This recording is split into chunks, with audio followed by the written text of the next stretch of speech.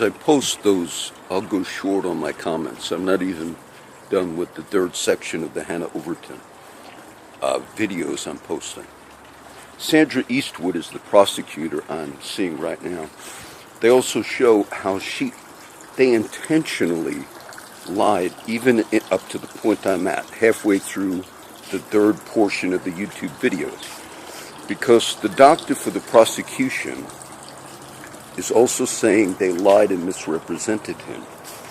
And then Miss Eastwood, who is also part of the DA's office in Corpus Christi under Skirka at the time, said she lied, and she said she didn't know what her own doctor, the doctor for the prosecution, she didn't know his opinion, that he said his opinion was Hannah didn't intentionally mean to kill.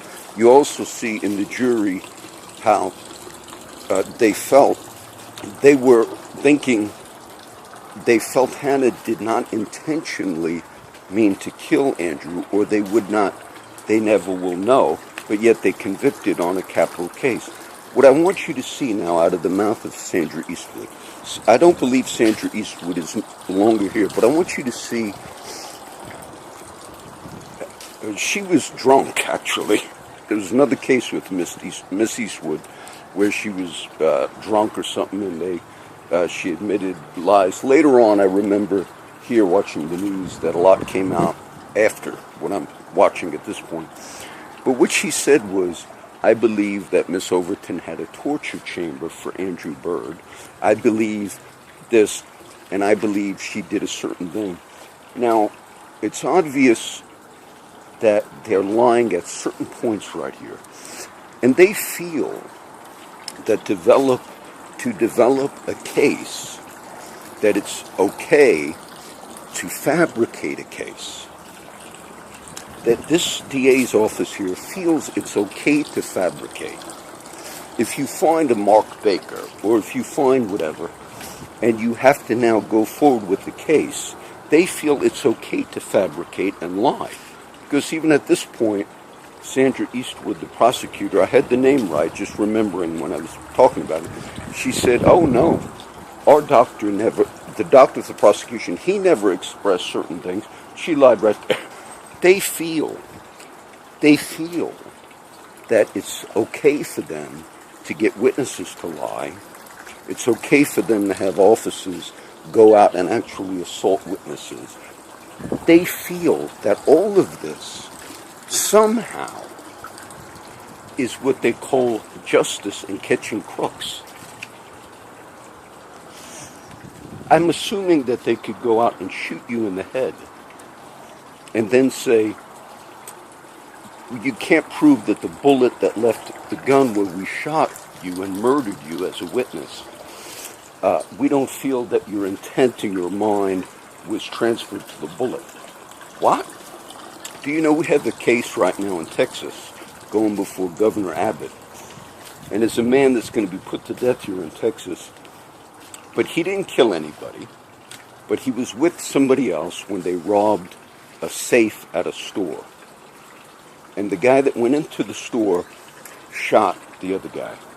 And then he went out, and in Texas, basically, I forget the name of the law, but even if you're with another person, the other person commits a murder, you're liable to.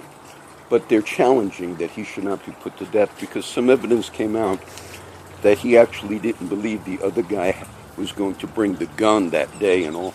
But either way, they're going to put him to death. You had another case, not in Texas, where two black people were in a vehicle. It's a famous case, made it to the news.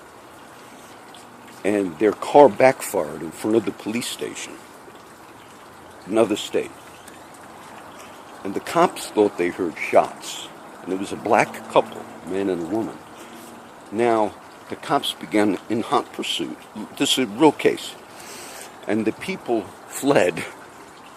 Why? I'm not sure. But they were afraid. Now the cops, when they stopped that vehicle, they shot through the windshield 16 times and killed that couple. And one officer was on the windshield and shot through 16 times. There were other cops that also shot into the vehicle that day. Later they found out it was a mistake. Okay? Now remember the law that if you're with another person while you commit a murder, you all get, that's if you're a civilian. In this case, they found out they made a mistake and they murdered those people, and one officer was on the windshield and 16 shots through the windshield, but there were other officers also shot. So nobody challenged that they shot those people and they were innocent. They mistook the backfire of the car. Those officers, every one of them got off scot-free. The judge that heard that case admitted that these two black people were innocent and admitted that they were murdered in cold blood. But what the judge ruled was the one officer who was on the hood of the car and shot 16 times through the windshield, that they couldn't prove his bullet was the one that killed, because there were multiple bullets that struck them. And because you couldn't prove which officer in that case murdered them, everyone got off as innocent. It's a true case. Just at this point of the Hannah Overton, what I want you to look at is if the prosecution here in this county believed their case, that's one thing. Though you'll still give an account if you created a scenario that there was a torture chamber or whatever.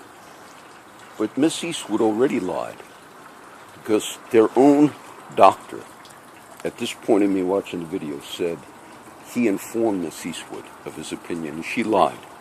They believe it's okay to lie, to suborn perjury, and to use absolute and complete utter falsehood to accomplish their goal in their careers. I do know as at this point, Miss Eastwood made it to the news because she also admitted she was drunk in some other case, and because of her alcoholism she did. And so therefore, because whatever that case was, she was drunk and lied about everything in that case, but because she was drunk, it was okay. This was something that later happens, I remember, from this area.